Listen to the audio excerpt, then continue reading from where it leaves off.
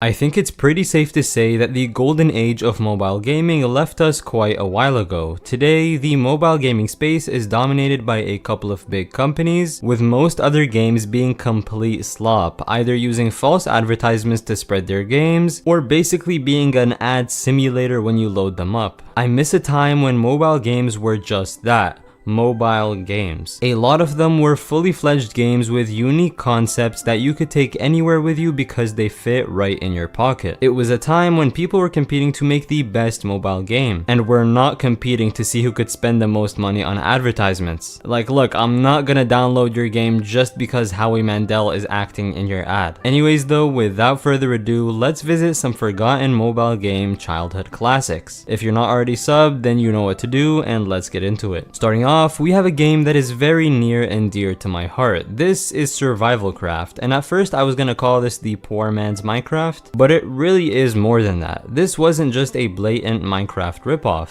It took Minecraft's concept and transformed it into something that had an overarching story at a time when Minecraft Pocket Edition looked like this. The first scene when you started a world with the ship leaving you behind invoked such a sense of loneliness and urgency that's kind of hard to describe, and it really made you feel like you were alone in this huge world and had to survive by yourself, hence the name SurvivalCraft. And while most of its mechanics and art style was based off of Minecraft, I liked the fact that it dared to do its own things. It added a bunch of mobs that are still not in Minecraft to this day, like the giraffe, and it added systems like temperature where you had to keep yourself warm and sheltered in order to survive. This resulted in a more realistic Minecraft, and combined with the actual real animals that you could find like rhinos, elephants, lions, and giraffes, it made it feel almost like a grown-ups Minecraft. The atmosphere of this game is what I think really carried it, and it's pretty hard to forget. This game was something special, and even though it was the game we played because we couldn't buy Minecraft, it ended up becoming a classic in its own right. So let me know if you played SurvivalCraft. Next up, we have one of the most classic mobile games to grace this earth. This is Fruit Ninja, and if you haven't played this game or haven't heard of it, then welcome to Earth. Released in 2010, Fruit Ninja, which is a game about slicing fruits, managed to become one of the most popular mobile games on the planet in just a couple of years. By 2012, Fruit Ninja was installed on 1 out of every 3 iPhones. Do you understand how insane it is to be installed on 1/3 of all iPhones? The game had simple and clear mechanics that still posed a challenge, and despite the simplicity of it, it had a ton of replayability. This probably doesn't make much sense, but one of my favorite parts of Fruit Ninja was always the menus. You see, the menus didn't just consist of buttons you pressed to navigate through. Each selection was a fruit that you had to slice in order to select. I think this type of attention to detail is really what made the early era of mobile games shine. Each game blended into its style very heavily, and it made it feel like every game was its own world. And my second favorite part of the game would have to be the pomegranates that would appear on your screen, and you would have to like slice them 20 times in order to get as many points as possible. But yeah, this game was a classic by every meaning of the word, and these days it doesn't get talked about much. And it's pretty mind-blowing to me that a game with over 1 billion downloads can somehow fade into obscurity. And at this point, I don't think I have to ask whether you've played Fruit Ninja or not, so let's just get on to the next game. Our next game is one that was definitely not as popular as the last one, but still had a very special place in my heart. This is Payback 2, and to this day, it remains one of the most chaotic games I've ever played. To describe it simply, it's like a mini version of GTA. It had a career mode where you would complete missions, but it also had an online mode with different game modes for you to compete with others in. And most of these modes were just complete chaos, with everyone blowing each other up and shooting each other and just having no idea what's going on. The most iconic part of this game to me was the intro sequence, and I can never really forget that theme.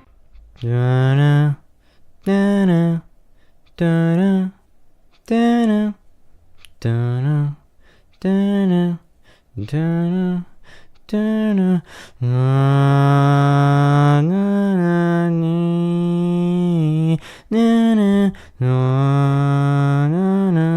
I will say it was a bit overly dramatic for what the game actually was, but it was a lot of fun and was one of the most gritty and serious games I played from my childhood. So let me know if you played Payback 2. Next up, we have another blocky game. This is Pixel Gun 3D, and I don't think this game needs an introduction.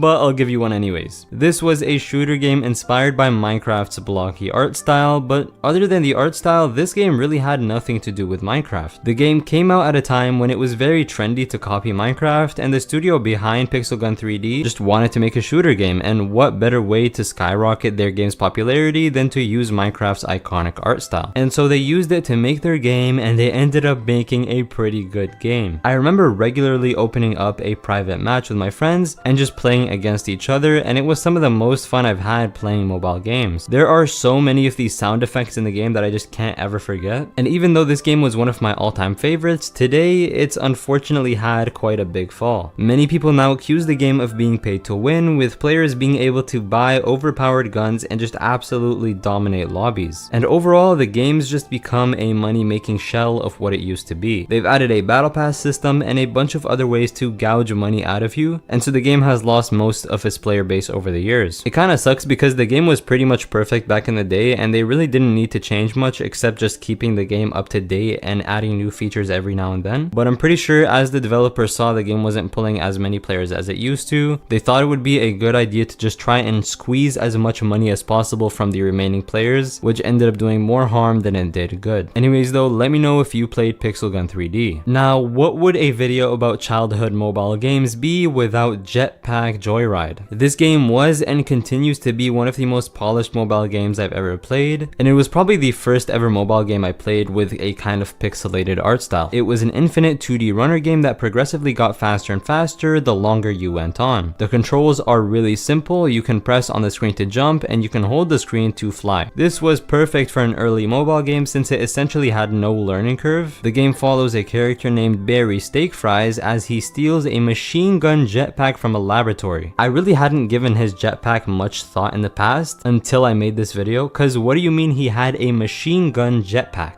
Like, to fly, he was firing machine guns into the floor. I guess that's why everybody was getting absolutely obliterated when he flew over them. There were also vehicles you could get by collecting tokens that were floating around during your run, and there were also these tokens that would spell out the word Sam, and if you got all of them, you would unlock this huge machine that would basically bulldoze through everything for a limited amount of time. These vehicles added a new layer to the game and made it so much more fun. They ended up releasing a Jetpack Joyride 2, and I'm not gonna lie, just based off the game's icon, I already knew it was not gonna be good, but let me check it out anyways. Oh my god, what is that?